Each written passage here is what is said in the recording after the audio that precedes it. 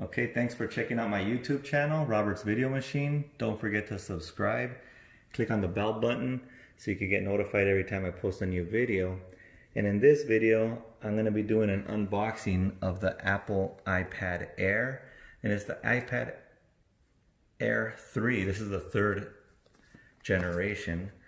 And it's a 256 gigabyte.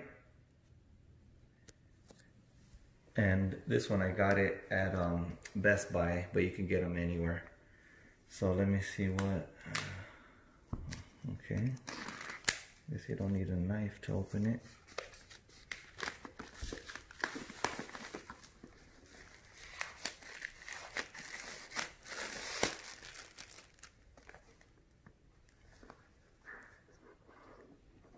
Okay, let's see what's inside.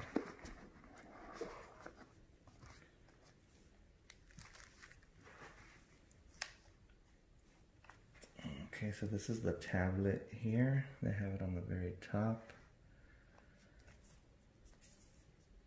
And it's the silver version. And I think there's other two colors you can get as well. Let's see. This is the charger. And then I guess these are the manuals that come with it.